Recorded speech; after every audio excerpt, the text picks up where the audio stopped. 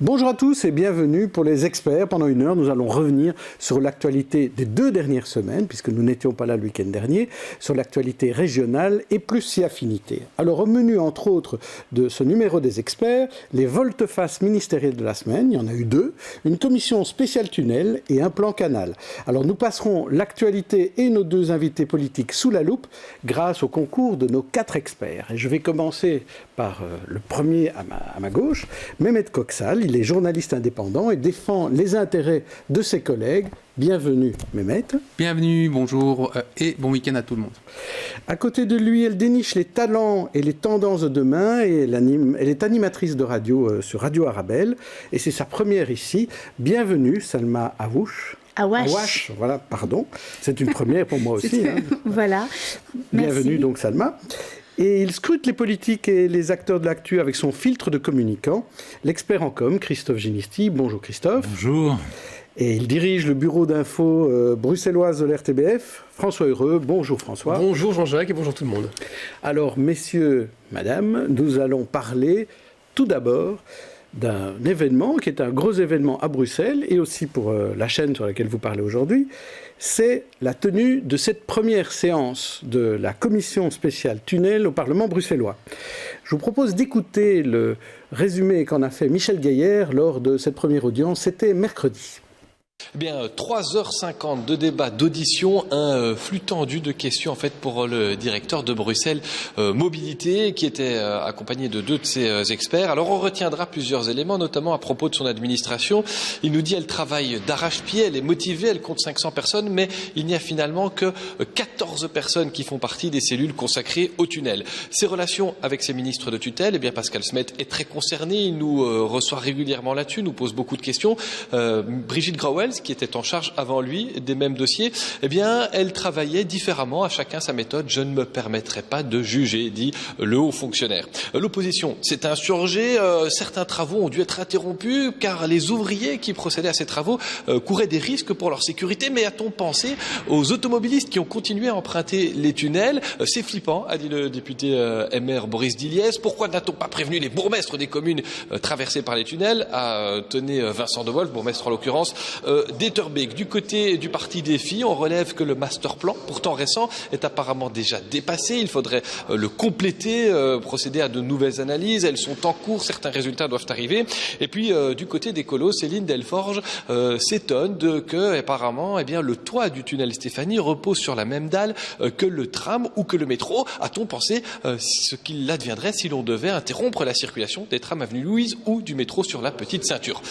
Alors, Mehmet Koksal, une réaction par rapport à cette commission spéciale, presque une commission d'enquête. Oui, Jean-Jacques, je crois que c'est vraiment une commission qui était nécessaire et qu'il fallait mettre sur pied parce que quoi de plus important pour les Bruxellois et aussi pour les Bruxellois qui vivent en dehors des 19 communes, donc la périphérie bruxelloise, la mobilité. La mobilité concerne les parents, la mobilité concerne les travailleurs, concerne les Bruxellois, mais aussi concerne les autres usagers et ici, on a vraiment eu un cafouillage énorme par rapport à la gestion et à la gestion de crise, mais je dois dire que la mise en place d'une telle commission au Parlement bruxellois était vraiment la bienvenue. Et là, je salue évidemment le travail de résumé effectué par votre journaliste Michel Gaillard, parce que c'est très complexe, c'est très compliqué, et je vous avoue que pour avoir assisté à plusieurs commissions, ce n'est pas aussi bien exprimé par les députés tout ce qui se passe dedans, et le fait de résumer ça en 1 minute 30, c'est une prouesse journalistique assez incroyable. François Heureux.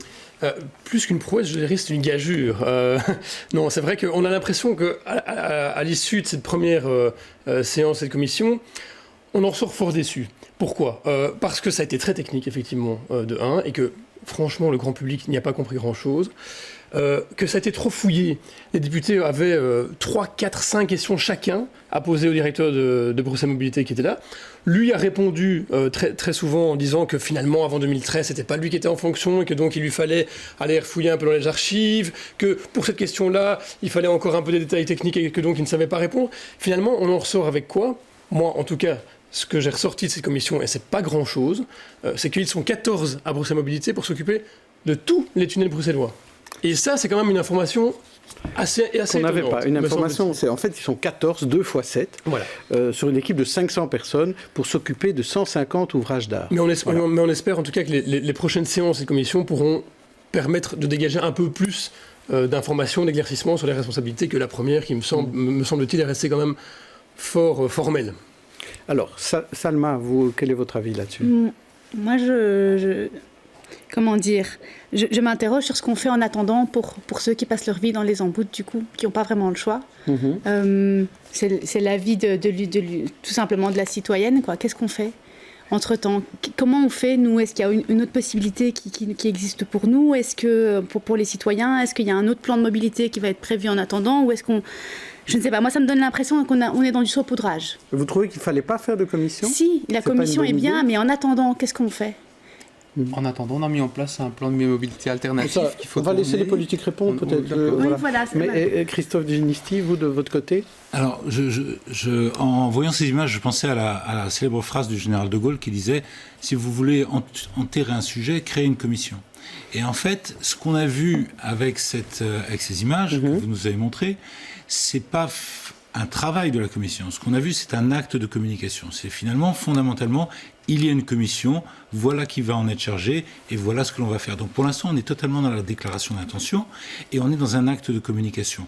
Ce qui est un peu dérangeant et déplaisant dans cet acte de communication, c'est que on voudrait déjà avoir une amorce de plan, une amorce d'ambition, une amorce de direction, plutôt que simplement de dire « ça y est, nous existons ». Alors, une petite réaction, Mehmet Koksal. Oui, avec tout le respect que j'ai pour le général de Gaulle, en Belgique, on crée des commissions pour comprendre les dysfonctionnements. Parce que si on ne comprend pas ce qui a dysfonctionné, on ne sait pas réparer. On l'a vu dans l'affaire du trou, c'était une affaire beaucoup plus dramatique. Ici, on essaie de comprendre qu'est-ce qu'on a mal fait dans les tunnels pour ne plus répéter ce genre d'erreur. D'accord, mais ici, c'est une commission spéciale, ce n'est pas une commission d'enquête, donc c'est quand même assez différent. Je propose d'en parler avec nos invités, justement, qui font partie de cette commission, les chefs de groupe Philippe Claus et Emmanuel Deboc.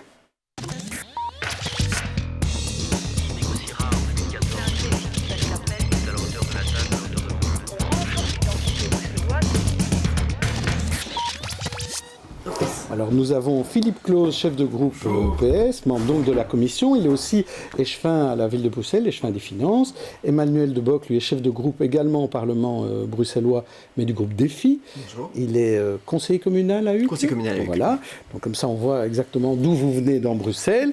Et je vous propose tout de suite de répondre à l'interrogation de nos experts. Est-ce que cette commission spéciale, c'est pour enterrer un sujet ou c'est justement pour mieux comprendre? Philippe Claus. On ne doit pas nier quand même que c'était la surprise totale quand on a vu cette fermeture du tunnel Stéphanie. C'est vrai qu'on a été extrêmement surpris. Alors il y a peut-être des rapports, c'est cela qu'on veut comprendre. Le boulot d'un parlementaire, c'est le contrôle de l'action du gouvernement, mais c'est aussi d'amener des dispositifs législatifs ou de contrôle qui permettent que les choses ne se reproduisent pas. Je dirais juste que pour l'instant, la mise en place... Moi, ce que je voudrais, c'est que les gens d'abord s'expriment, que les gens viennent nous expliquer ce qui s'est passé. Je regrette un peu, et je vous avoue que vous avez peut-être remarqué que le PS n'était pas exprimé lors de la première séance. J'allais vous poser la question. Voilà, sur 4 heures d'audition, on a eu des longues diatribes de certains. Il n'y en a pas beaucoup encore entendu dans les administrations. Moi, je ne suis pas un spécialiste des tunnels, mais j'ai envie de comprendre. Et donc, je crois que le plus important pour l'instant, c'est d'écouter puis d'agir. Oui, mais quand le responsable de l'administration vient et qu'il ne parle que 10 minutes avant d'écouter les questions, est-ce que ce n'était pas un peu aussi comme exposer des motifs ou... Je pense, on sait qu'il était là en place depuis décembre 2013, mais on va entendre les différents directeurs, sans doute les différents responsables, et c'est d'abord extrêmement important, et je crois vraiment qu'il faut voir l'action à 2 niveaux, parce que ce que les Bruxellois veulent aussi, c'est qu'on résolve le problème. Donc il faut à la fois que le gouvernement très rapidement vienne avec son plan, je crois que c'est imminent, mais à côté de ça, il faut comprendre que ça ne se reproduise plus. Et donc notre boulot, c'est de faire que ça aboutisse vite. Et vous, Emmanuel Deboc, que pensez-vous de cette première joute ? Mais d'abord, c'était très important d'avoir cette commission spéciale. Alors c'est vrai que l'opposition, elle a joué un jeu qui était parfois un peu malsain de réclamer à corps et à cri une commission d'enquête. À ce compte-là, on va faire des commissions d'enquête sur beaucoup de choses. Je ne dis pas qu'il ne faut pas à un moment donné se pencher sur le problème. Et nous avions déposé, en fait, on était un certain nombre de groupes politiques qui voulions une commission spéciale pour comprendre pourquoi on en est arrivé là en si peu de temps. Je prends un bête exemple, pourquoi le tunnel Stéphanie, qui a 60 ans d'âge, est au même niveau de dégradation que le tunnel Léopold II, qui n'a que 30 ans. Donc ça, ce sont des questions qu'on est en droit de se poser et qui, sans doute, impliqueront un certain nombre de responsabilités politiques qui vont depuis la création de ces tunnels. On entend aujourd'hui certains rapports qui mettent en cause, en ce compris, la construction même, avec des quantités de béton qui n'étaient pas suffisantes à certains endroits, et donc des malfaçons sans doute aussi. Et donc il y a une responsabilité sans doute politique, il y a peut-être une responsabilité de l'administration, c'est ce à quoi la commission spéciale doit éclairer, et le principe c'est la transparence. Et donc moi je salue le fait que nous ayons pu arriver très vite à ce résultat, et que le Parlement ait mis directement en ligne tous les documents, les rapports, et je crois que ça c'est assez Vous avez été innovant. aidé par quelques députés qui vous ont On a été à la devancé. base. Donc, vous savez, il y a ceux qui font la pression politique, et c'est leur jeu. Oui. Mais si on était aussi transparent dans tous les dossiers, je pense au RER par exemple, moi j'aimerais bien voir les rapports du RER depuis 10 ans par rapport au retard qui est accumulé. Ici, on a un Parlement qui veut savoir et qui est transparent. Et ça, c'est quelque chose qui est assez neuf. Je rappelle que Défi était dans l'opposition depuis 10 ans. Il n'a pas cherché à pointer des responsabilités des uns et des autres. Il cherche juste à comprendre, et surtout que ça ne se reproduise plus. Et ça, c'est une démarche qui, à mon sens, a du sens. François Heureux. Le fait que ce soit Charles Piquet qui soit président de cette commission, qui était, on le sait, qui a été longuement au pouvoir quand ça a commencé à se dégrader, le fait qu'aussi il donnait des interviews avant même la tenue de la première commission en disant ben oui, c'est vrai qu'à l'époque, finalement, on avait d'autres priorités, on n'a pas investi dans les tunnels, on a préféré investir dans les crèches, dans les écoles, etc. Est-ce que finalement, on n'a pas déjà là le mot de la fin, merci, au revoir? Est-ce que ça vous gêne Emmanuel Deboc d'abord. Emmanuel Bock, oui. Mais deux choses, il y a des règles. Donc dans un Parlement, il y a des règles. L'article 25 du Parlement prévoit que le président de l'Assemblée assume cette présidence. Nous avons respecté à la lettre cette règle. Et donc il y avait deux choix. Soit c'était le président de l'Assemblée, Charles Piquet, soit c'était une autre personne, à savoir un socialiste, et éventuellement, à la limite, un membre des filles, si on suivait les règles de dévolution classiques. Mais le MR a joué un jeu politique qui était très malsain et qui a visé l'homme, et qui préférait finalement taper sur Charles Piquet, qui n'avait pas de voix délibérative, parce que c'est prévu en fait que le président de l'Assemblée n'ait pas de voix délibérative, plutôt que de s'attaquer... Mais vous ne vouliez pas un président MR de la commission, de toute façon. Mais c'est même pas la question, c'est que le MR n'était pas dans les règles même. Pourquoi est-ce que ce devrait être un président MR plutôt qu'un écolo, plutôt que PTB? Il n'était pas en droit légitime de pouvoir le réclamer. Alors c'est peut-être difficile au MR de respecter cette règle-là, et de peut-être faire de l'esbrouf par rapport à cela, mais là, en l'occurrence, il fallait respecter la règle. Alors que ce soit Charles Piquet ou Philippe Claude, parce que Philippe Claude était tout à fait à même de pouvoir présider cette commission. Il a dit qu'il n'y connaissait rien. Moi, je préférais personnellement que ce soit quelqu'un qui n'ait pas voix délibérative. Après ça, effectivement, c'est la responsabilité de Charles Piquet de rester ou de ne pas rester, et de Philippe considérer Claude, qu'il y a un pourquoi problème ou pas. vous n'avez pas voulu présider cette commission? Je pense que tous ceux qui connaissent la personnalité de Charles Piquet peuvent quand même laisser qu'il incarne quand même une certaine sérénité dans les débats. Je trouve que c'est un mauvais procès qu'on lui a fait, et je pense qu'il va prouver en effet que ça ne se justifie pas. Il y a des vice-présidents, comme l'a très bien expliqué Emmanuel Deboc, le règlement du Parlement est très très clair. C'est pas très malin d'aller essayer de jouer l'homme comme ça. Je pense que le chef de groupe du MR devrait se reprendre par rapport à cela. Et je crois que maintenant, on a entamé ces travaux, ils vont se passer sereinement, et j'espère qu'ils vont déboucher sur les conclusions qui permettront que des choses pareilles ne se reproduisent plus. Christophe Génisti. Lorsque vous dites c'est dommage qu'on ait joué l'homme, il faut quand même dire que c'est totalement inévitable. Dans la situation dans laquelle la commission s'est mise en place, c'est totalement inévitable. Et je crois que ce qui est très troublant pour finalement le citoyen, pour les Bruxellois, c'est de finalement être en situation de se poser cette question. On parlait tout à l'heure de transparence, il ne devrait absolument pas y avoir de questions au niveau des individus, au niveau des hommes. Et le fait que cette question, évidemment, allait se poser, est un mauvais signe, et un mauvais signe en termes de communication pour le démarrage de cette commission. Mais j'ajouterais que... La transparence, elle est là. Vous dites un mauvais signal, mais quel est donc, nous avons tous des vies multiples et variées, des vies de cabinet avant, des vies de ministres, des vies de députés, on peut en parler. Chacun qui a imposé à un moment donné à Bruxelles quelque chose, il y a très peu de gens qui n'ont pas été de près ou de loin mêlés à la politique de la mobilité à Bruxelles. Ici, ce qu'on demande à quelqu'un, c'est qu'il préside une commission sans voix délibérative, qui n'est pas un tribunal. Ce qu'on a essayé de faire croire aux gens, c'est que dans le fond, on avait ce principe, ça aurait de faire un peu de droit, que dans le fond, le juge ne pourrait pas juger, alors que ce n'est pas du tout le rôle de cette commission. En fait, il anime les débats. On n'est pas dans une commission. Il risque d'être une personne auditionnée dans l'ensemble des gens auditionnés. Il ne faut quand même pas se tromper. Et ça, c'est un peu l'ambiguïté du terme commission d'enquête, qui, c'est vrai, donnerait des pouvoirs d'instruction à quelqu'un. On a laissé traîner un doute ici dans une commission spéciale qui a tout son sens, qui fait la transparence. Moi, ce que je pense, c'est qu'il faut se calmer sur ce dossier et surtout agir. agir au niveau de l'exécutif. Et nous, notre boulot, c'est le contrôle de l'action du gouvernement et établir ce qui s'est passé. Je pense que le reste, c'est beaucoup excusez-moi, de parlotte pour pas grand-chose. Alors, le fait de diffuser en direct, en télé, les travaux, ce que BX1 a fait mercredi dernier et qu'on fera encore le 17 février, lors de la prochaine audience de cette commission, est-ce que ça change le fonctionnement, Emmanuel Debock? Est-ce que vous avez senti quelque chose qui changeait? C'est assez inédit. Alors, c'est vrai que ce n'est pas une commission d'enquête. Et la question que vous posiez par rapport à Charles Biquet, c'est clair qu'on ne serait pas dans la même situation si c'était une commission d'enquête.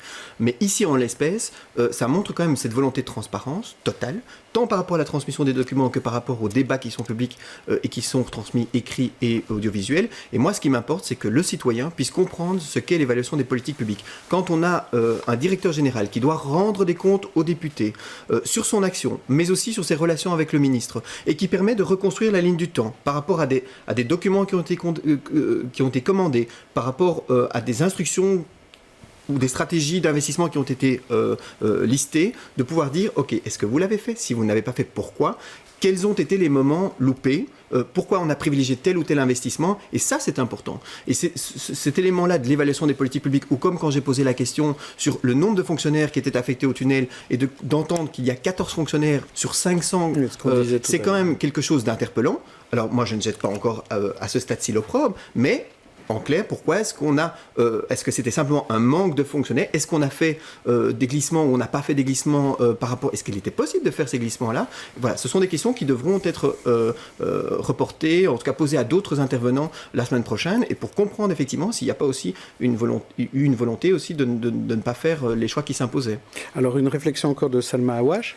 Vous croyez que c'est la réponse que vous apportez via la transparence, hein, vous croyez que c'est de ça dont a besoin le citoyen aujourd'hui? Est-ce que ça peut l'aider? Quand même, hein, je pense qu'aujourd'hui, ce qu'il ne faut pas laisser aux gens, nous ne sommes jamais que les dépositaires d'un mandat. Les gens nous élisent sur un programme et après, ils voient si on a fait le boulot ou pas. Oui. Ils doivent savoir ce que font leurs élus. À un moment donné, si on a un problème comme ça, je pense que c'est en effet... Il y a deux choses. Il y a l'exécutif qui doit résoudre le problème et proposer les plans. Et il y a le Parlement, c'est bien ça la séparation des pouvoirs, qui doit assurer en transparence toute la clarté sur cette affaire. Donc je pense que c'est les deux. C'est évidemment pas qu'une commission, pendant ce temps-là le tunnel reste fermé, on verra bien s'il rouvre. Non, c'est les deux actions qui doivent être faites.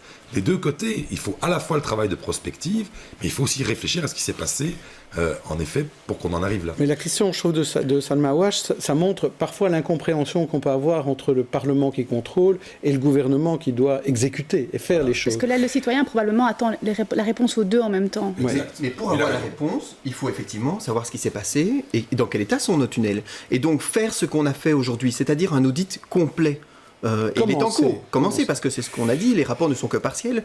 On ne va pas rénover comme ça superficiellement, comme on l'a fait sans doute les 10 dernières années ou les 15 dernières années, en masquant peut-être des défauts structurels. C'est peut-être le moment ou jamais de comprendre dans quel état sont nos tunnels et mettre l'argent sur la table de ce qu'il faut faire et pas de faire ce qu'on a fait pendant 20 ou 30 ans dans notre pays, des investissements à la petite semaine. Donc ce momentum-là, la responsabilité politique, notre contrôle parlementaire, c'est de dire est-ce que les ministres ont bien fait leur travail, et puis derrière les ministres, est-ce que l'administration a fait bien son travail? Est-ce qu'elle a relayé l'ensemble des éléments qu'elle avait à sa disposition? C'est une chaîne, nous ne sommes jamais qu'un maillon de la chaîne, et l'électeur, au final, est au bout du chemin. Et nous devons à la fois faire l'audit et aussi trouver les solutions. C'est comme pour la commission, il faut peut-être essayer d'avoir des interventions légèrement plus courtes.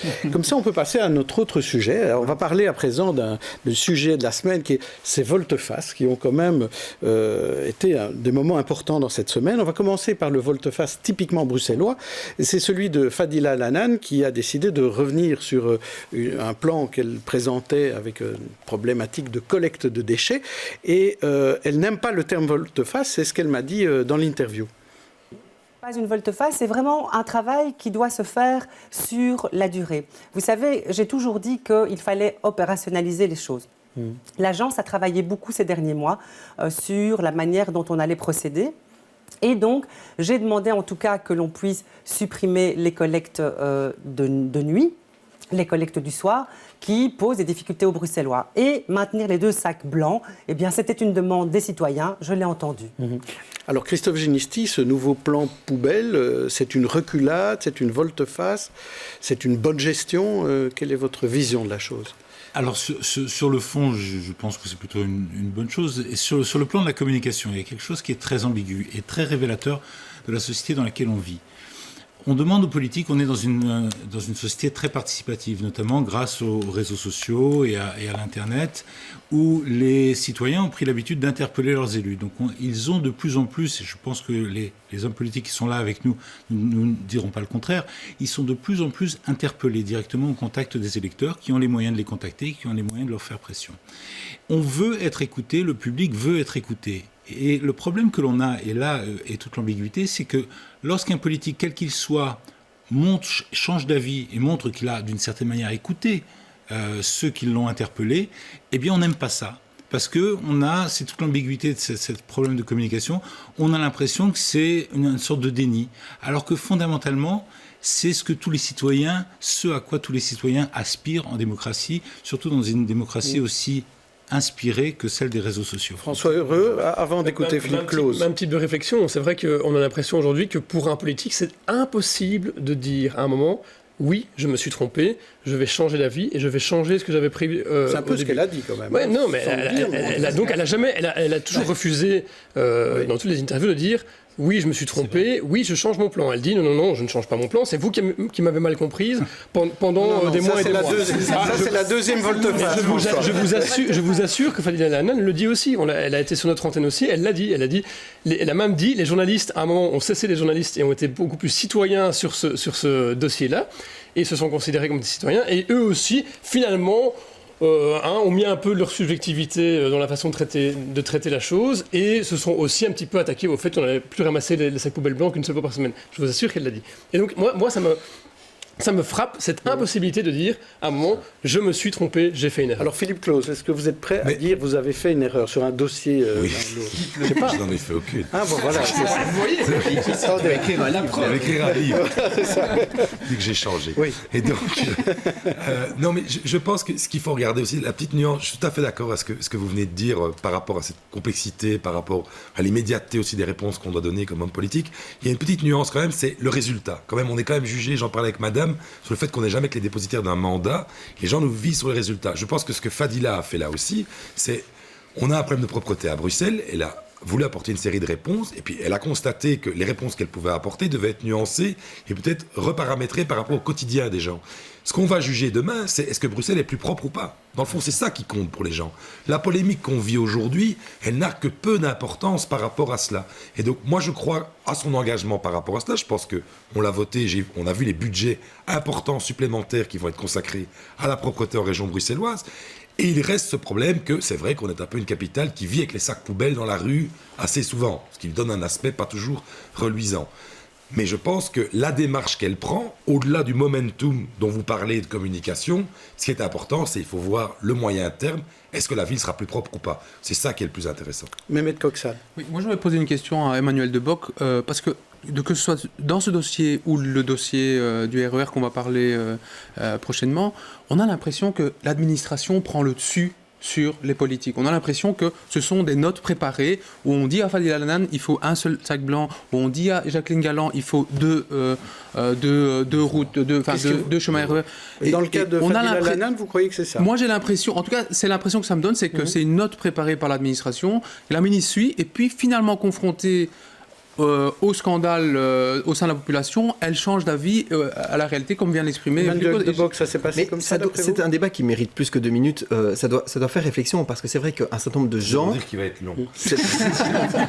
Un certain nombre de personnes souhaitent qu'il y ait des gouvernements des experts. Mais c'est en écoutant des experts. On a nos experts. Vous êtes sur les experts. Mais on en arrive parfois à des experts qui font dire un certain nombre de choses à des ministres. Je ne dis pas que c'est le cas ici de Fadila Lahanan, mais effectivement qui font des notes bien foutues pour expliquer que c'est comme ça et c'est pas autrement. Et le ministre se trouve coincé avec des notes d'experts, et le côté politique, la sensibilité des gens, le côté conservateur aussi des gens. Les gens n'aiment pas le changement. Ici, Madame Lahanan, elle avait un projet très intéressant aussi de collecte des déchets organiques avec une plus-value pour les citoyens aussi en termes de recyclage. Et donc il faut entendre aussi la balance des intérêts en question. Alors, elle a écouté l'ensemble des avis, elle a le courage, parce que c'est quand même du courage qu'il faut de revenir en arrière. Alors après ça, est-ce qu'il faut s'excuser, faire des courbettes et le faire publiquement? Moi, je ne suis pas pour l'autoflagellation consultation publique. Mais est-ce qu'on ne peut pas juste, Emmanuel De Bloch, présenter un plan en disant il n'est pas définitif, donnez-nous vos avis et comme ça on arrivera à en faire un plan définitif. C'est ce qui a été fait et finalement le résultat il est bon, ça nous permettra de faire, c'est pas exactement comme ça que ça s'est passé. de faire du poisson 2 fois par semaine. Avec une petite nuance qui est quand même... Claude. Bon, c'est un débat qui dépasse un peu le débat uniquement des sacs, mais vous constatez quand même qu'il y a de plus en plus une radicalité en politique. Quand vous regardez ce qui se passe dans les autres pays, on nous demande de plus en plus d'être radicaux. Alors nous, les Belges, qui avons inventé le compromis à la Belge, qui parfois nous a handicapés aussi au fait qu'on ne tranchait pas, on est passé quand même à des gouvernements extrêmement tranchants qui doivent prendre des actes. Et parfois, et des collèges, à la ville aussi, quand vous avez décidé le piétonnier, vous étiez tranchant aussi. Donc c'est dans l'air du temps. Alors, ça que je dis que je pense qu'il y a quand même un phénomène bruxellois qui n'est quand même pas inintéressant, c'est le fait que Bruxelles a décidé de trancher des options de ville, de vraiment bouger d'une façon. Et donc, par moment, il faut pouvoir les tenir, parce que, comme le disait monsieur, si on réagit en permanence aux critiques, on ne fait pas ces mutations urbaines. Donc c'est vrai qu'on a envie aussi de porter quelque chose qui soit une autre vision de la ville. Mais les habitants peuvent partager une vision de la ville, je crois que c'est pas impossible. Christophe Ginisti. De toute manière, le fond, les habitants partagent. Ils sont actifs, ils sont bavards, ils sont audibles, et ils vous interpellent en permanence. Ce qu'il faut dire, c'est que moi, ça me faisait un petit peu sourire cette polémique, parce qu'en fait, de quoi on parle ? On parle d'une mesure assez technique. On ne parle pas quand même d'une valeur fondamentale ou de choses sur lesquelles va mettre tout l'avenir de Bruxelles va se jouer. Ce serait simple, sur une mesure aussi technique, de faire des volte-face, ce qu'on appelle des volte-face, sans qu'il y ait de procès d'intention derrière, parce que c'est juste un petit truc technique, c'est pas important. Peut-être l'un des problèmes, c'est que vous, hommes et femmes politiques, lorsque vous communiquez sur une mesure, que ce soit celle des sacs de couleur, vous y mettez tellement d'âme, tellement de conviction, tellement de force qu'on a l'impression que vous jouez votre vie dans une mesure comme ça, ce qui vous rend la vie complètement difficile le jour où vous changez d'avis. Alors, François Heureux n'est pas d'accord, et après Salma. Pour apporter quand même une nuance, je pense que les Bruxellois le savent, la question du ramassage, de la collecte des déchets, c'est fondamental. C'est pas qu'une mesure technique. Savoir si on va ramasser 2 fois ou 1 fois par semaine le sac blanc, savoir si on va revenir... Non, ce ne sont pas les tunnels. Non, mais voilà, c'est pas la question de faut-il détruire les tunnels. C'est fondamental. D'autant plus parce que les gens ont des appartements, les gens n'ont pas beaucoup de place pour stocker leurs déchets. C'est pas la première fois qu'on modifie les sacs. Et c'est surtout ça. C'est peut-être ça aussi qui se passe, c'est qu'à chaque fois qu'on a un secrétaire d'État à la propreté, il modifie ce que l'autre a mis en place. Et là aussi, il y a peut-être le problème. Mais j'ai pas dit que c'était pas important. J'ai dit que c'était plus technique, idéologique. Je voulais juste dire que pour les Bruxellois, c'est plus que technique. Effectivement, moi je trouve ça plutôt assez bien, notamment pour le sac bleu. Moi, les sacs bleus, j'en ai un peu trop. et le fait qu'ils soient ramassés toutes les semaines, c'est une très bonne nouvelle. L'avantage, c'est qu'ils sont légers, les sacs bleus. Donc les éboueurs vous disent merci. Salma ? La question ici, c'est de savoir... Le problème, c'est le fait qu'elle ait changé d'avis, le fait que ça a été 2 fois médiatisé, que ça a été à chaque fois médiatisé son changement d'avis. Est-ce que si on avait eu pas de médiatisation du coup de quelque chose aussi technique, donc on n'en parle pas, et puis on dit on est en train de réfléchir... On ne parle pas de la ministre. C'est ça peut-être. Moi je vous donne rendez-vous en 19. Ok, d'accord. Parce que le plus important c'est ça, c'est le boulot qui aurait été fait en 19. Est-ce que Bruxelles sera plus propre ou pas ? Je pense qu'après on oubliera cette polémique des couleurs. À un moment donné, le job de Fadila, c'est de savoir, est-ce qu'en 19, elle pourra dire dans son bilan, et c'est là qu'on va à l'élection, je reviens sur ce mandat, est-ce que Bruxelles est plus propre ou pas ? Tout ça, après, c'est un drame. Donc en attendant, pour éviter de la perte d'énergie, est-ce qu'il ne faudrait pas diminuer un petit peu, je ne sais pas, le volume de la communication. Le volume de la communication. C'est une question ouverte. Hein. Oui, mais je ne trouve pas que sur le sujet, elle ait essayé d'en communiquer. Il y a eu à un moment donné une polémique qui est née sur ce fameux ramassage, sur le sac organique qui était là. Mais je suis tout à fait d'accord avec M. Heureux. Ça touche vraiment le quotidien des gens, les ramassages. Donc c'est parce que c'est en effet les sacs qui traînent ou pas. Et on a quand même réussi quelque chose qui est pas mal, on oublie, c'est qu'on devient quand même une capitale qui trie beaucoup. Et ça s'est fait quand même assez rapidement. Et or, au début, on se souvient quand on a rendu obligatoire les sacs bleus et jaunes, ça allait être le drame, ça allait pas être possible, il allait y avoir des sanctions. Et en fait, les citoyens s'y sont plutôt bien habitués et ont trouvé ça une démarche positive qui, je rappelle, en termes de développement durable, est extrêmement importante. Alors, on va parler d'une autre arlésienne, une autre volte-face, en tout cas, celle-là. C'est celle de 24 heures, oui, c'est plus rapide. Celle de Jacqueline Galland qui a hésité entre 2 voies et 4 voies. Alors, on va regarder le reportage qu'en a fait Michel Gaillet et Thierry Dubocquet. Ils étaient à la Chambre. À aucun moment, je n'ai annoncé l'abandon du RER en Wallonie. Oui, chers collègues, avec réalisme, avec honnêteté intellectuelle, envers les citoyens, mais aussi avec préoccupation. Jacqueline Galland entre défense et contre-attaque, mais la ministre peine à convaincre qu'elle n'a pas cherché à enterrer le RER à 4 bandes, partout. Dans le fonds RER pour achever tous les travaux des lignes 161 et 124. L'honnêteté, Madame la Ministre, excusez-moi, mais vous avez élevé le mensonge en mode de gestion. Tout le monde a donc mal compris vos propos. Le monde entier a mal compris vos propos. Incomprise et bien seule sur le banc du gouvernement, même si en façade, ses collègues jurent la soutenir. On a discuté la réponse et Mme Galland a bien dit le texte que nous avons approuvé. C'est la position du gouvernement. Exactement. Reste que l'affaire fait une fois de plus bien mauvais genre et qu'on ne sait toujours pas où trouver les 800 millions manquants. Oui, avec le Premier ministre, je souhaite aussi que les dernières lignes inachevées soient mises à 4 voies. Cela permettra, comme promis d'ailleurs, un enrichissement de l'offre suburbaine en qualité, par exemple avec une meilleure ponctualité et en type de relation via notamment le tunnel Schumann-Josaphat.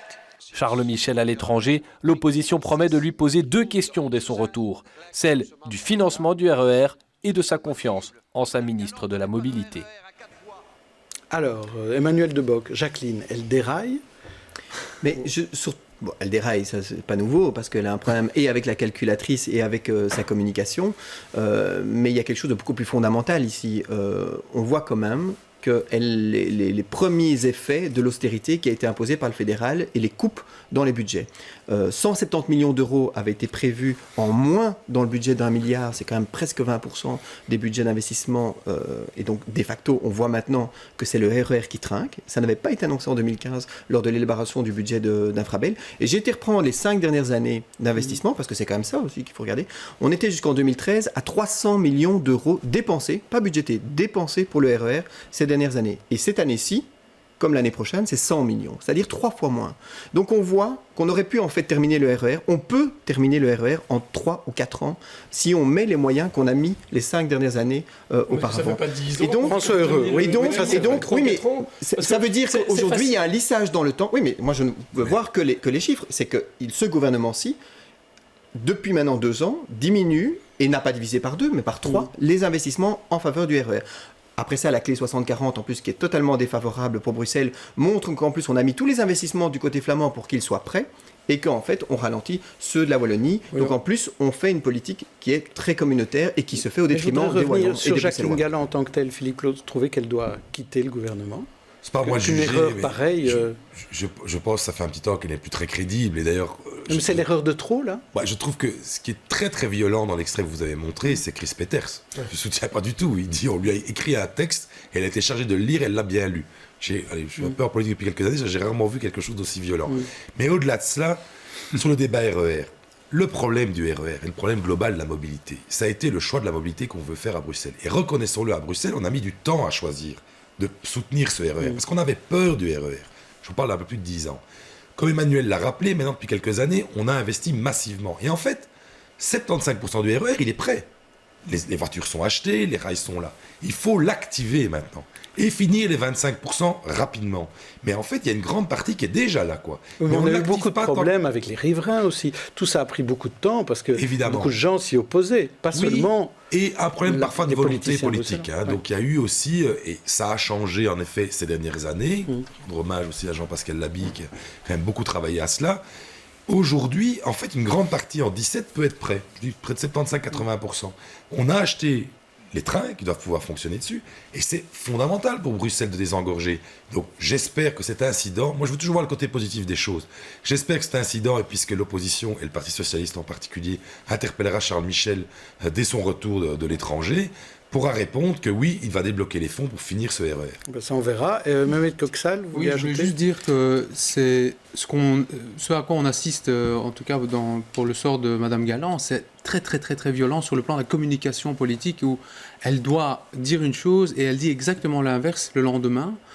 Et elle est complètement donc cadenassée, prise à partie par le Premier ministre pour dire tu travailles dans ma province, donc tu vas changer exactement ton discours. Donc je ne sais pas comment elle reste encore ministre, comment elle ne présente pas cette émission. Vraiment, c'est d'une violence politique assez inouïe, mais c'est visiblement une femme très solide sur le plan psychologique. Salma, elle doit démissionner, qu'en pensez-vous ? La question, c'est déjà comment on gère le fait de dire une chose et le lendemain de dire le contraire en disant aux gens « je n'ai jamais dit ça oui. ». Ça, c'est sur le plan médiatique, je ne comprends pas, avec toute la possibilité et tout ce qu'on a, toute l'exposition qu'on a vis-à-vis de l'information. Je veux dire, aujourd'hui, on n'a plus juste la télé et la radio. Depuis quelques années, on a plein d'autres moyens de vérifier les faits. Donc ça, c'est quelque chose qui m'a toujours fascinée. C'est comment les gens peuvent contredire en pensant qu'on a oublié et ne pas assumer quelque part le fait de changer d'avis. Parce qu'on peut changer d'avis, mais il faut l'assumer. Le pire, c'est de dire « vous ne m'avez pas compris ». C'est ce qui a été dit. Le pire, c'est de dire je ne me suis mal exprimé, c'est une chose, j'assume ma responsabilité, mais vous ne m'avez pas compris, c'est pas terrible. Mais au-delà de ça, moi je m'interroge, je me demande si toute cette polémique, quelque part, sur pas le moyen, mais la finalité, est-ce que vous pensez que ça n'évoque pas aux citoyens une notion de saupoudrage, quoi ? On commence, puis on arrête. Et vous dites qu'on est à 75% et que ça pourrait être fait, mais finalement, on ne sait pas si ça va être fait ou pas. Ou dans combien de temps, oui.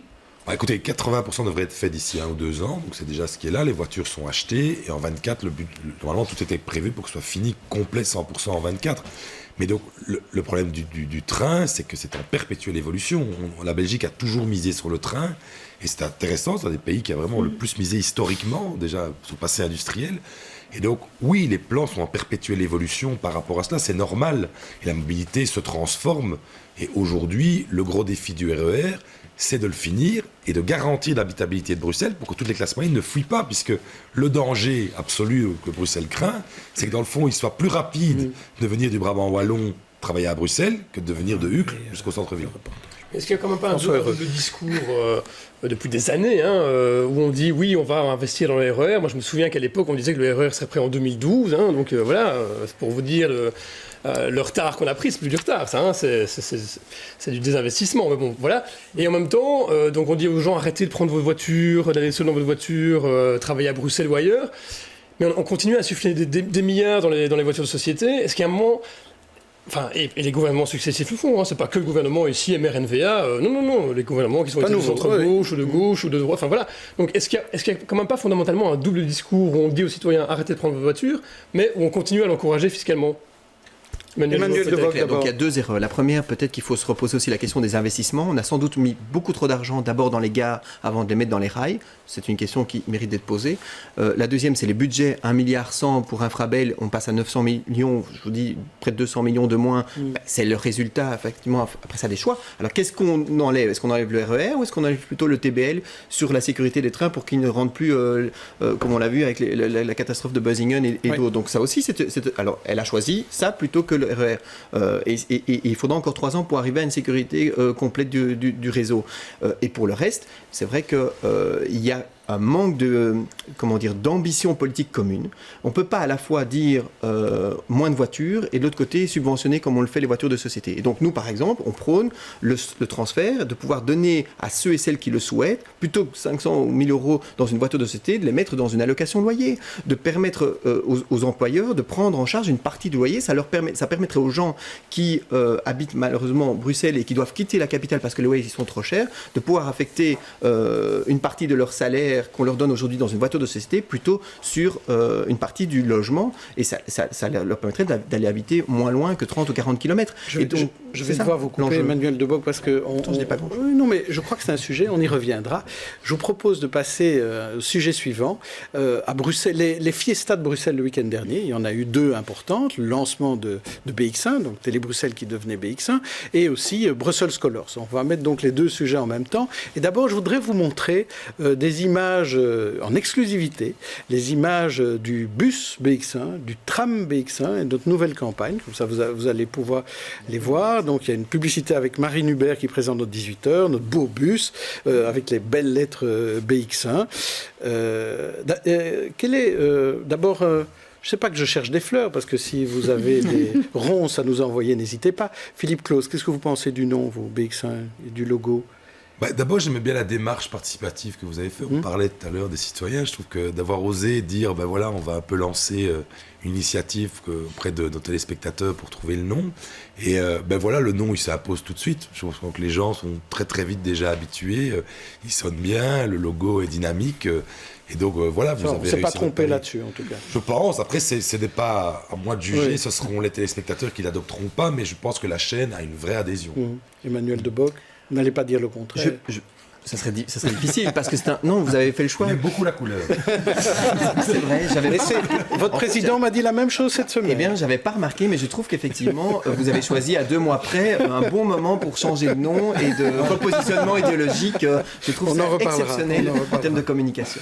Alors, mais tout le monde n'était pas d'accord. Mehmet, vous m'aviez dit que vous n'aimiez pas notre... Moi, j'aime pas trop le logo, mais j'aime bien par contre le slogan qui se trouve juste en dessous, les médias de Bruxelles, parce que ça donne l'image comme quoi on n'est pas seulement une télé, mais aussi donc présent sur Internet, sur les podcasts, etc. Donc ça ouvre les gens et ça ramène plutôt au smartphone que tout le monde. Alors que disent nos communicants, Christophe Ginisti? Alors sans faire de mauvais esprit, mais je dois quand même vous le dire. C'est pour ça que vous êtes là un peu. Voilà, mais je ne suis pas là pour faire du mauvais esprit.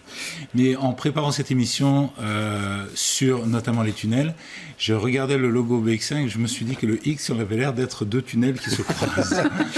On nous a dit aussi que ça... Ou le fameux X fermé. Oui, ça faisait penser à un poisson avec un tuba aussi, on m'a dit. Ah oui. Salma, et vous Oui.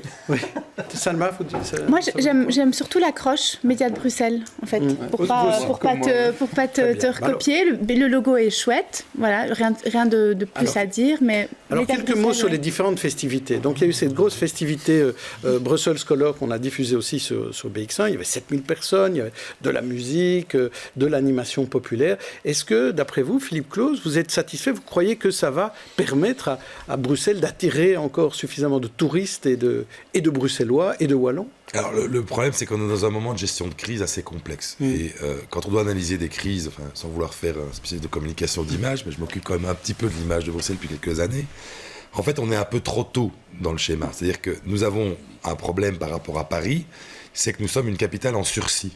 Donc c'est une capitale où il y a eu évidemment l'attentat du musée juif, mais il n'y a pas eu évidemment ce qui s'est passé avec Charlie Hebdo et le Bataclan. Et donc on a le monde qui nous observe plutôt comme qu'est-ce qui se passe chez vous. On n'a pas, comme je donne l'image, Madonna qui vient chanter devant le Bataclan pour montrer sa sympathie. Et donc notre gros problème, c'est qu'on est confronté en termes de communication. À la fois, on veut rassurer, et on voit toutes les actions de police qui se font d'ailleurs entre les différentes autorités, qu'elles soient locales, régionales ou fédérales. Mais en même temps, tout ce travail de communication qu'on doit faire à l'étranger pour recommuniquer cette image de Bruxelles. Alors on a eu des bons moments, on a eu ce moment extrêmement important, on a eu ce grand article dans le New York Times au mois de décembre, pourtant en plein lockdown, qui expliquait qu'on était le nouveau Berlin. Et on va travailler toute l'année pour regagner. Vous savez, il y a 10 ans, quand on a lancé vraiment, ou il y a 15 ans, l'idée de changer Bruxelles, qui avait une image extrêmement connue dans le monde, mais le sous-titre était Boring Cities, la ville ennuyeuse, quoi. Parce qu'on était une ville administrative, la capitale de l'OTAN, la capitale de l'Europe, mais pas amusante. Et tout notre boulot, ça a été de travailler à cette image, de dire, mais non, c'est la capitale des 150 nationalités, c'est là qu'il se passe plein de choses, et on avait gagné ce pari. Et c'est vrai que ça nous est tombé dessus, et moi, ce que je veux dire, c'est qu'il ne faut pas désespérer. Il ne faut pas, à un moment donné, se retomber dans cette espèce de morosité, comme on a parfois tendance à le faire, comme Belges et comme Bruxellois, ou de subir. Il faut agir. Bruxelles Color, c'était la première action concrète, mais ça n'est que le premier d'une longue série. Alors Emmanuel Debock, on s'amuse mieux à Uccle ou à Bruxelles-Ville? Sans doute à Bruxelles-Ville, je dois être honnête. Mais Uccle est une commune paisible pour vivre et pour surtout dormir. Mais vous trouvez que c'est de l'argent bien investi, ce qu'on fait en faisant des fiestas? Moi, je vais quand même vous dire une chose. C'est que ce à quoi on a assisté est quand même terrible sur le plan économique. Je parle essentiellement de la fermeture de Bruxelles et les conséquences des attentats.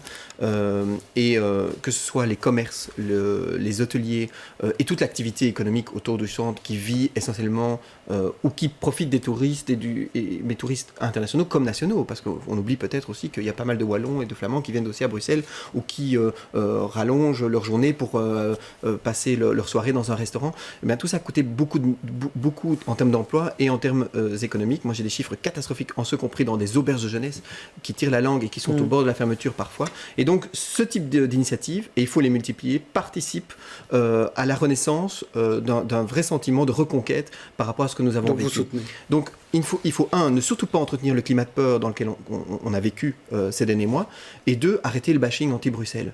Or, certains, et je ne jette pas la pierre ici, mais alimentent de manière généreuse.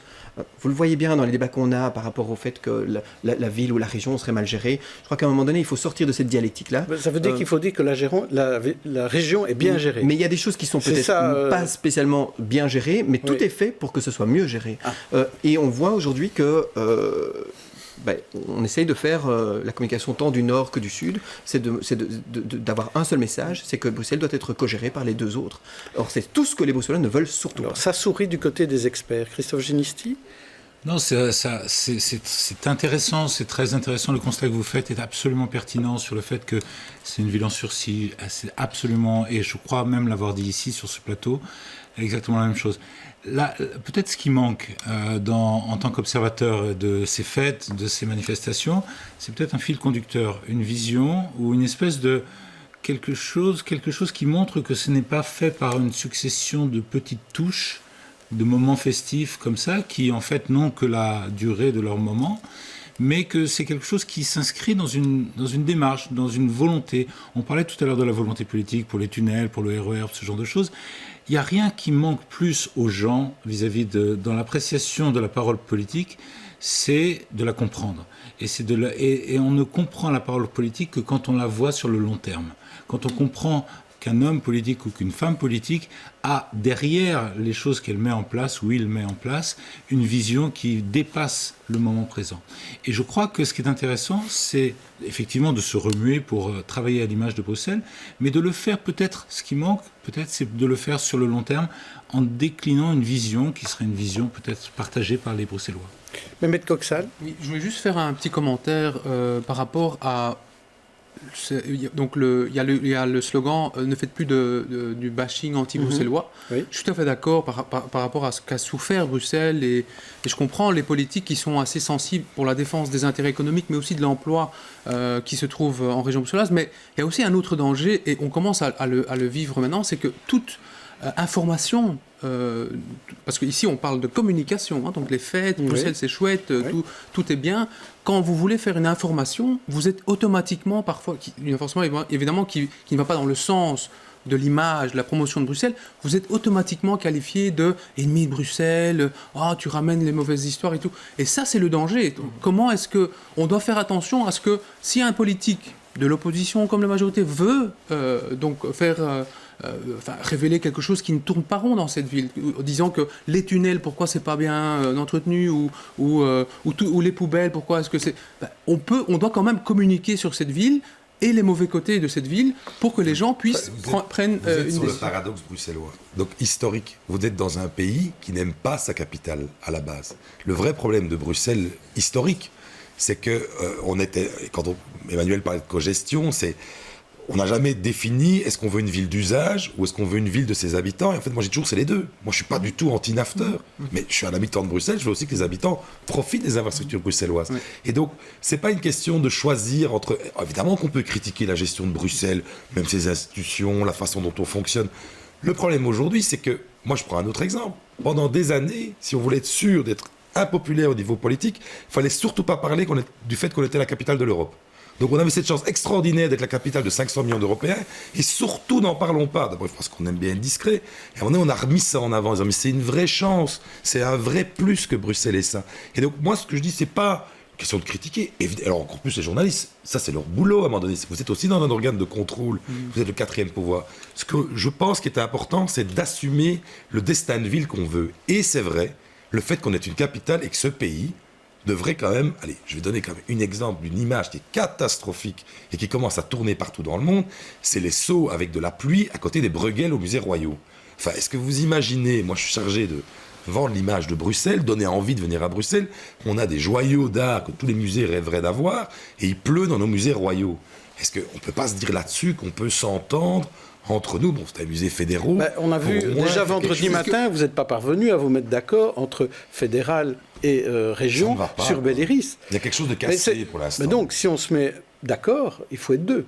Tout à fait. Non, mais moi, je pense Monsieur Claus, c'est justement le rôle du photographe de presse de photographier pour que vous puissiez justement sonner l'alarme et dire aux citoyens et aux politiques et vos collègues je ne vous le reproche pas. Je pense qu'aujourd'hui, c'est le journaliste qui sonne l'alarme et aux politiques après à prendre les décisions. La question de Jean-Jacques Dedeux est intéressante.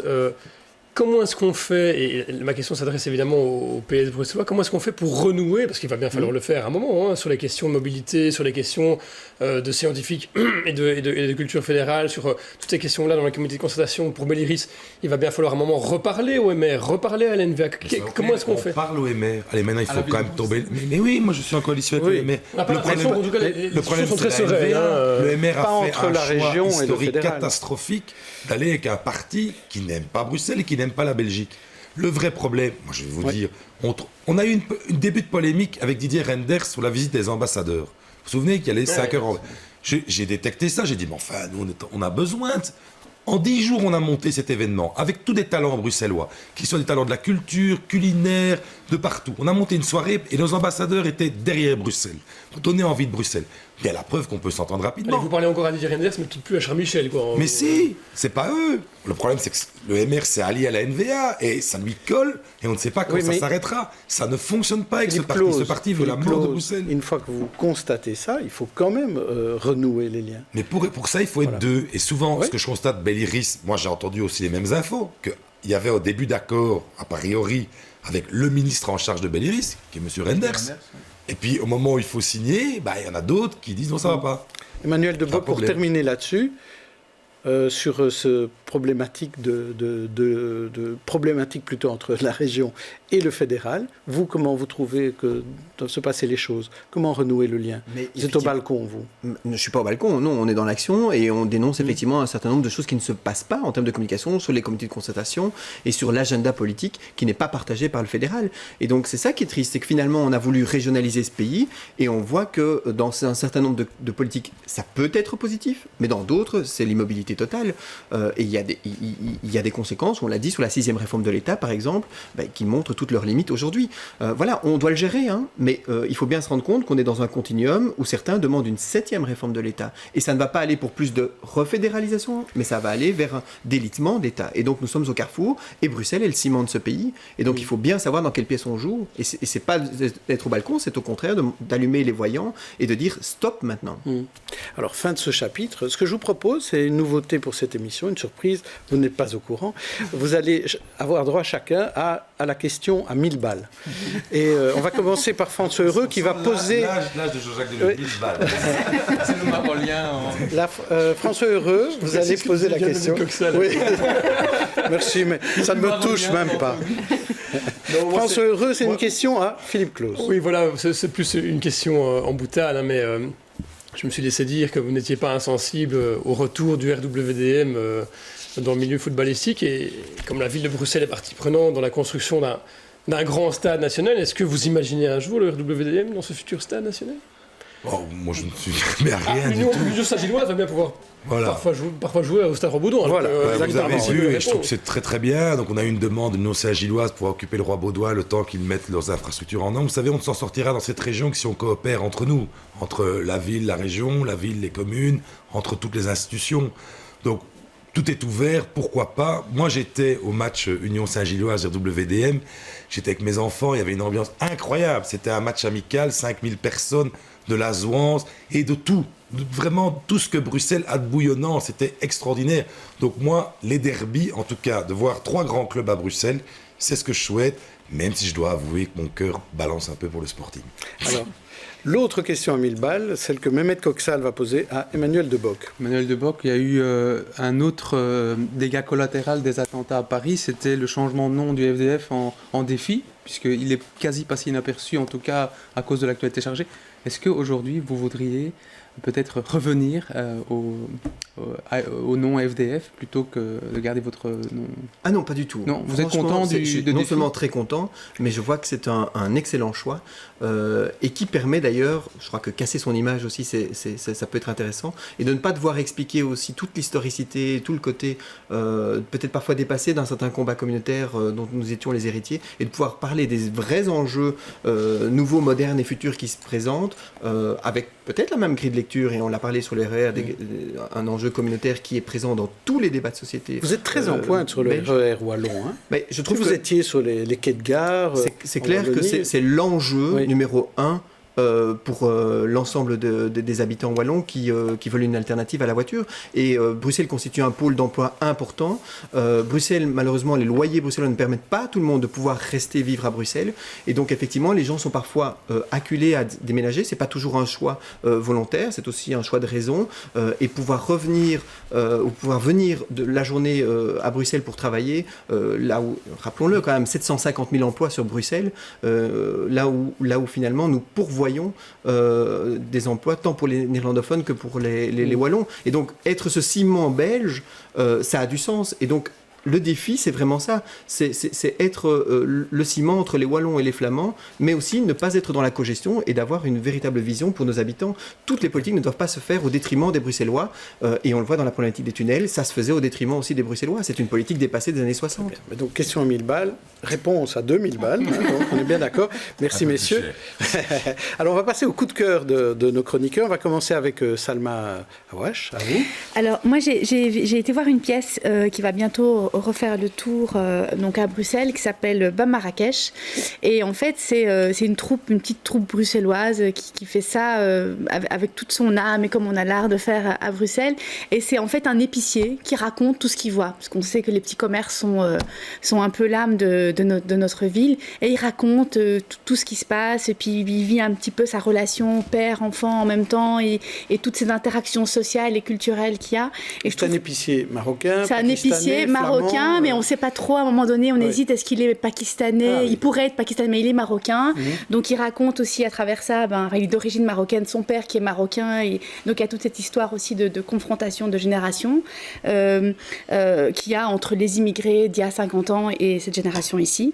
Donc voilà, c'est très très chouette. Merci Salma. Vous rappelez juste le nom de la pièce ? Bam Marrakech. Christophe Ginisti, à vous. Oui, alors le coup de cœur, c'est quelque chose qui m'a fait rire en tout